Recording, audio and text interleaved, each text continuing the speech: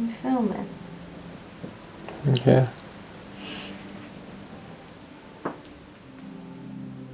My name is Molly Thompson-Smith and I'm a GB climber. Com climber. Okay. I mean, I climb outside a little bit. Okay, take 3. My name is Molly Thompson-Smith. I'm a GB comp climber, soon to be rock climber.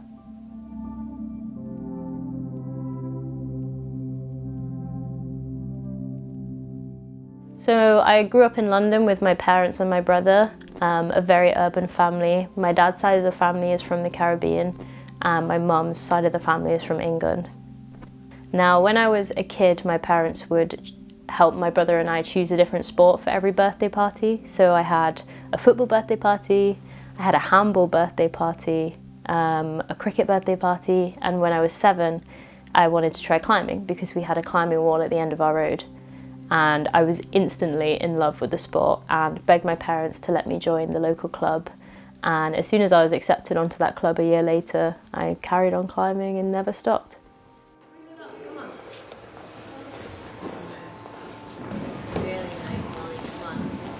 I always say that my first life as a climber was my competition life.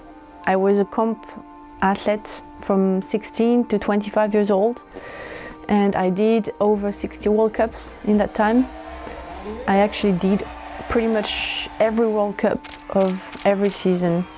I did all the World Championship, all the European Championship during these 9 years.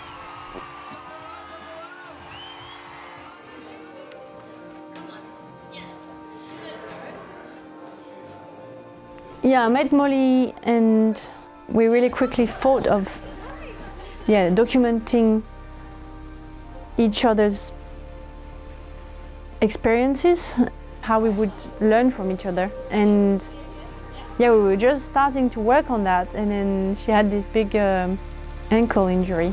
So in September of 2022, I was out climbing on a rest day and I took a fall from a boulder called Suavito in the Peak District and ended up fracturing and dislocating my ankle.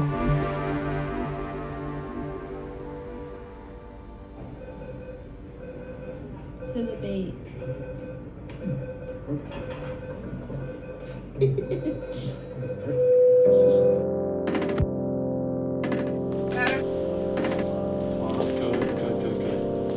She completely shattered her ankle right at the end of the last season, which is the pre-Olympic season. So I guess some of the concurrents must have been like, great, one more spot. It's horrible, isn't it? It is really bad. I didn't really expect an ankle injury to be that traumatic or just have such an effect on my life. So it was a really hard 6-7 months back to climbing, but I was really proud of myself to stay relatively positive. I won't lie, it wasn't always sunshine and rainbows. There were definitely days where I cried, I was upset, I wasn't positive. I didn't think I would make it back, but I walked for the first time in 2 months, pretty much, without crutches. Freedom is on the horizon. Doors opening.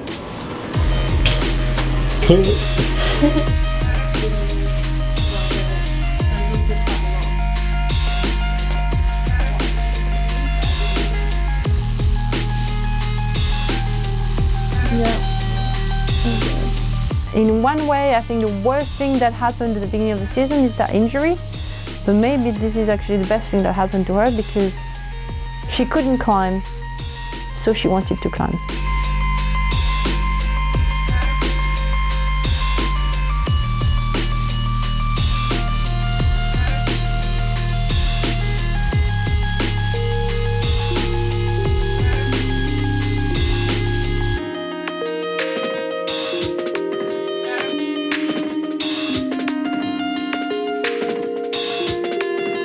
After that injury, maybe your body has changed from the rehab, you've definitely mentally changed from that experience. So now I would say I'm back, maybe stronger than before, and also a different climber.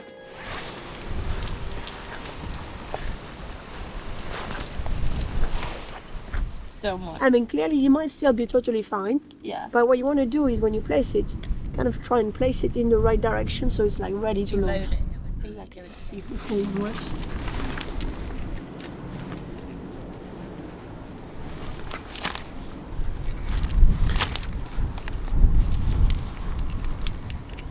In my head, Cara was this like cool, bold trad lady, which, and then it's almost like I put the two personalities together, and she was, yeah, this Cara that had made this transition from comps to climbing cool, hard things outside.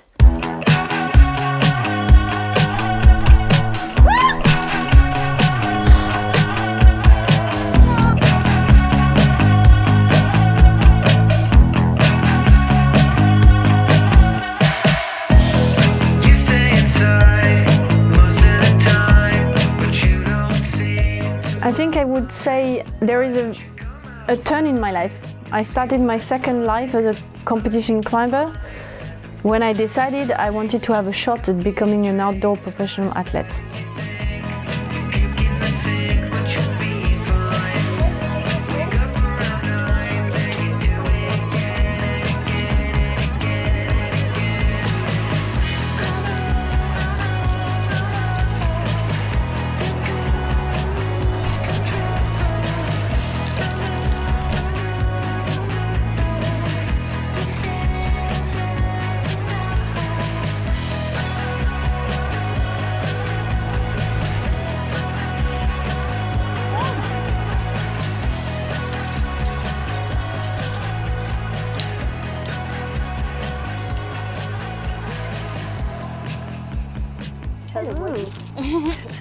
I don't want to say I want to mentor Molly, but maybe I just want to try and show her all the experience that I've had and so that she can pick whatever is useful for her. I could just do that, but I'm actually turning the gate outside. It really was like two worlds kind of colliding. It's good, no? It's the same sport that we're doing, right? Yeah. Or can that? It's like, you know, there's this one dark room that is all focused on competition climbing with all these training tools. But I just want to show her that there's a little door over there, and that when I want to open the door and show her that it's really bright behind, and this is where she's headed afterwards. It doesn't have the same style. You'll get there, it's fine. Green, white, blue, pocket, pinch thing, white, green, pink, X-Colt match, A grips. Red. A grip for red? Yeah, red, pink. Yeah, this. Red, Yeah. pink, pink, pinch, purple, black. Okay.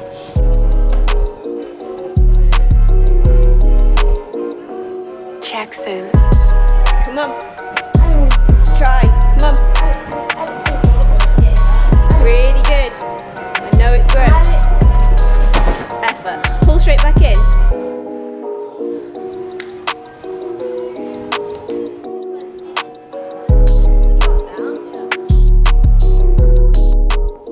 I understand totally why she wants to give it everything that she has, a last shot, as she says. She will always wonder what she could have done if she doesn't try her best.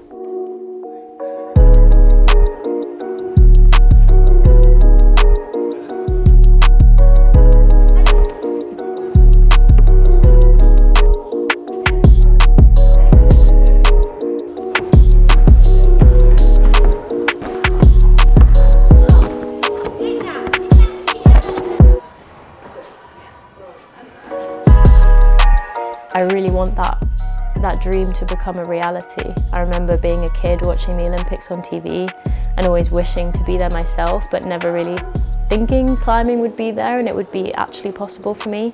And like, I really want to make this possible for myself, but also because I want to make my family proud, my friends proud, my country proud. But I think most of the pressure comes from myself because I know how much it means to me.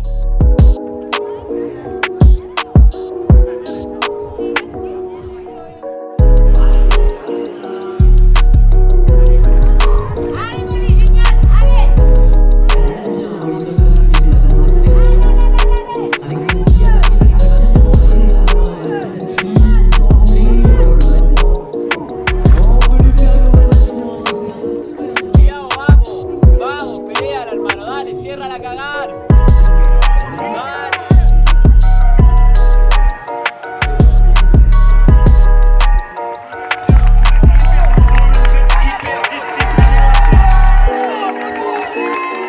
Please make some noise for Great Britain and Molly Thompson-Smith.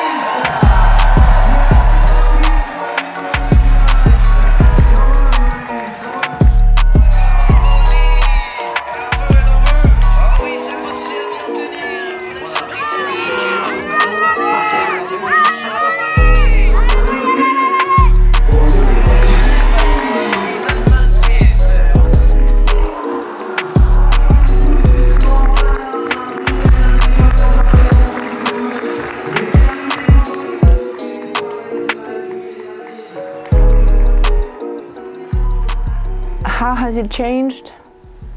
There's this word, Olympics. You can't escape that. Yeah, you're like, is it worth it? Should I be moving on? I think that's a really hard question for a lot of athletes. And like we said, there can be one Olympic champion. There can be 3 people on the podium. What about all the other athletes? It's hard to know. And especially the ones who've been going for a long time, who've tasted success. When do you call it quits?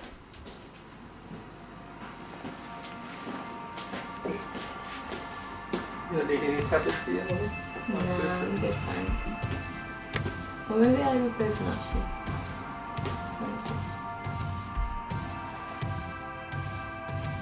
What do I do after competitions? What is there for me? You can't think about that whilst you're competing because you need all of the focus and energy directed at what you're doing. But you know, it is in the back of your mind, and when an opportunity like qualifying for the Olympics or becoming an Olympic champion comes about, that's a future, and it's hard not to think about how that could change your life. Hey Caro, just giving you a quick update from Sheffield. I've just finished my off-season pretty much, which was super nice and so extremely needed. But yeah, it was nice to just switch off after a long year of comps, which really tired me out. The next stage for me is the Olympic qualifier series next year, so you know, it's time to get serious and start working towards the big goal, which is really cool. And I'm definitely ready after having some time off to like fully go for it.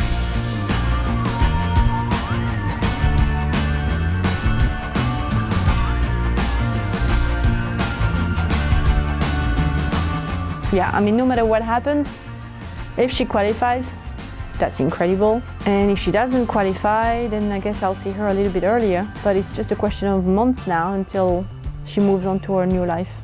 Goodbye! Have fun in China. See ya!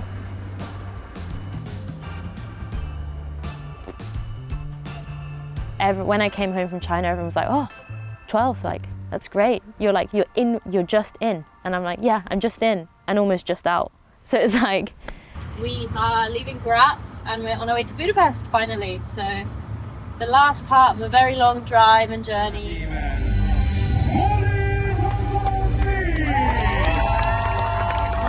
Budapest came, and for this one, I brought my parents and my boyfriend out. I guess for me, it was already a special event having my boyfriend and my parents there. Come on, Molly.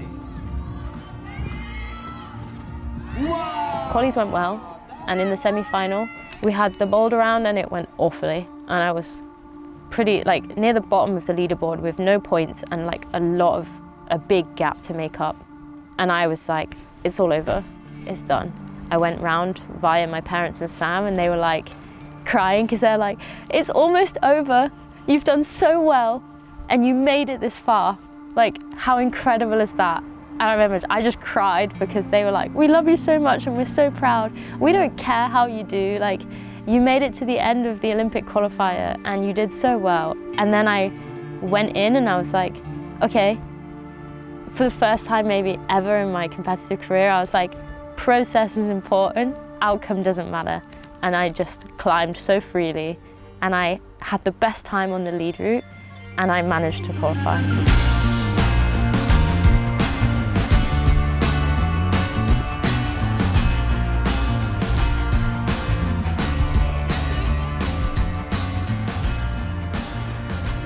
going?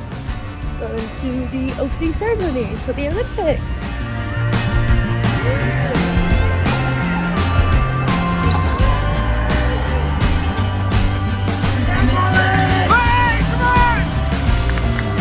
The perfect season of Molly Thompson-Smith.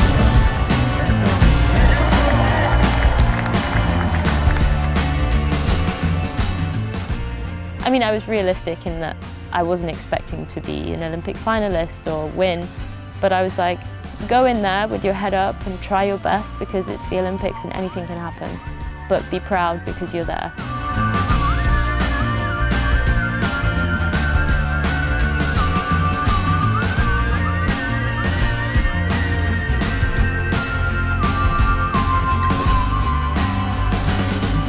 As hard as the journey was, I'm very proud of myself for the commitment I showed to such a hard challenge, and I think I will take parts of that and the pride from that with me for the rest of my life. Yeah. Your name came up a lot. I climbed here, yeah, at the time, but I was mainly on sighting. Yeah. So as far as I know, it's okay, and then already a bit tricky to reach the big hole, can you see? Yeah. And then it's like boulder after boulder here, kind of really weird with the two fuzz. I was really quite keen to be making this movie because obviously I was aware that we were gonna intertwine our lives a little bit. Definitely doesn't make me want to go back to comp climbing if I were a 16-year-old.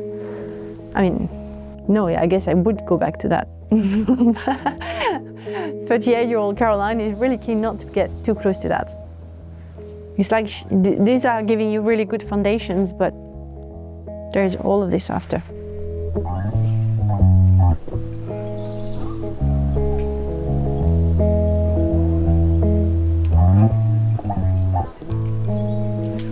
I think we could call it life after plastic. There might still be some plastic involved, but I definitely feel like even if I went back to competitions, this process has changed me a lot and changed my relationship with climbing, and now I'm happy. I'm satisfied with qualifying for the Olympics, with achieving a dream. First try of a 9 plus.